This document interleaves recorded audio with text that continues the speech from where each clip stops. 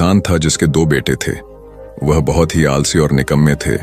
वह अपने पिता को कामकाज में हाथ बटाने के बजाय आलस किया करते थे, इधर उधर घूमते फिरते थे। किसान को अपने बेटों की बहुत फिक्र थी। वह सोचते थे कि मेरे मरने के बाद इनका क्या होगा, ये अपना पेट कैसे भरेंगे, अपने परिवार को कैसे संभाल पाएंगे। एक दिन किसान की हालत बहुत ही गंभीर थी। कहने का मतलब किसान मरने की हालत में था।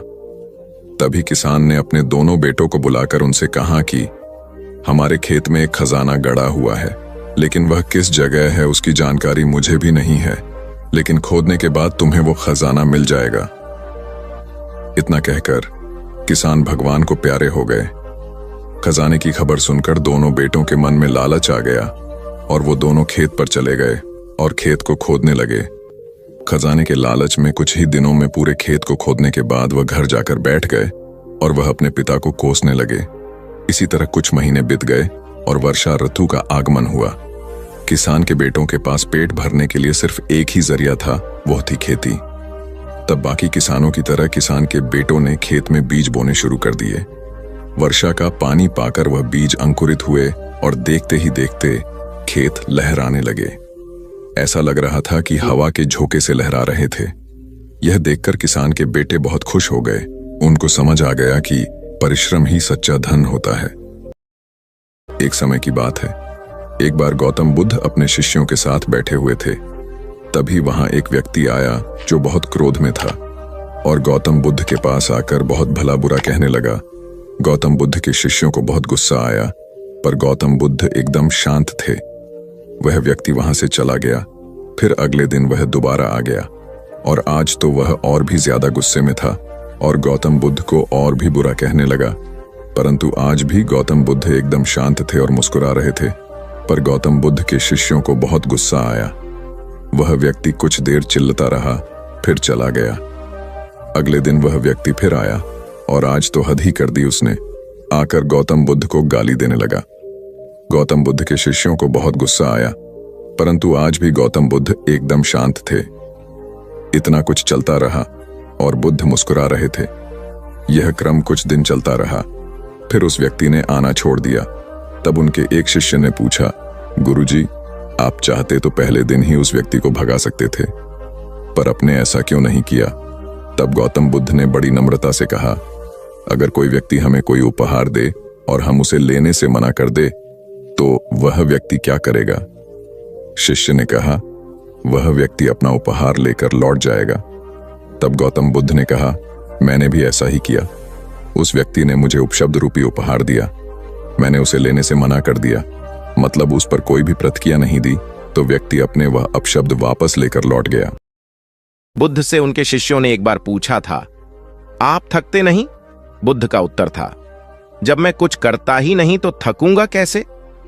बात सुनने में अजीब लगती है, लेकिन है बड़ी गहरी।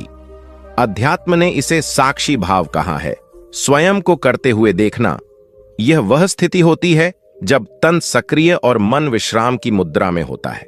आज ज्यादातर लोग असमय, अकारण थक जाते हैं, जिसका एक बड़ा कारण असंतुलित जीवन है।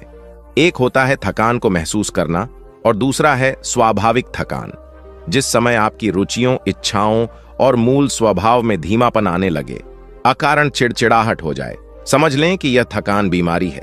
इसलिए प्रतिदिन योग, प्राणायाम और ध्यान करें।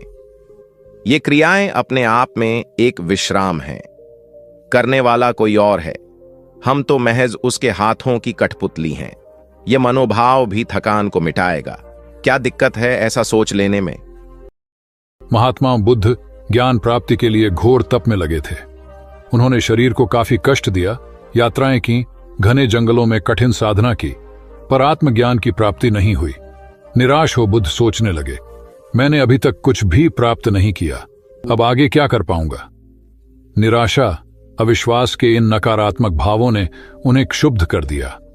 कुछ ही क्षणों के बाद उन्हें प्यास लगी। वे थोड़ी दूर स्थित एक झील तक पहुंचे। वहां उन्होंने एक दृश्य देखा कि एक नन्ही सी गिलहरी के 2 बच्चे झील में डूब गए। पहले तो वह गिलहरी जड़वत बैठी रही, फिर कुछ देर बाद उठकर झील के पास गई, अपना सारा शरीर झील के पानी में भिगोया और फिर बाहर आकर पानी झाड़ने लगी। ऐसा वह बार बार करने लगी। बुद्ध सोचने लगे कि इस गिलहरी का प्रयास कितना मूर्खतापूर्ण है। क्या कभी यह इस झील को सुखा सकेगी? किंतु गिलहरी का यह क्रम लगातार जारी था। बुद्ध को लगा मानो गिलहरी कह रही हो कि यह झील कभी खाली होगी या नहीं, यह मैं नहीं जानती, किंतु मैं अपना प्रयास नहीं छोड़ूंगी। अतः उस छोटी सी गिलहरी ने भगवान बुद्ध को अपने लक्ष्य मार्ग से विचलित होने से बचा लिया। वे सोचने लगे कि जब यह नन्ही गिलहरी अपने लघु सामर्थ्य से झील को सुखा देने के लिए दृढ़ संकल्पित है तो मुझ में क्या कमी है? मैं तो इससे 1000 गुना अधिक क्षमता रखता हूं। यह सोचकर गौतम बुद्ध पुनः अपनी साधना में लग गए और एक दिन बोधि वृक्ष तले उन्हें ज्ञान का आलोक प्राप्त हुआ। यह कथा असफलता के बावजूद प्रयासों की निरंतरता पर बल देती है। यदि हम प्रयास करना न छोड़े तो एक न एक दिन लक्ष्य की प्राप्ति हो ही जाती है।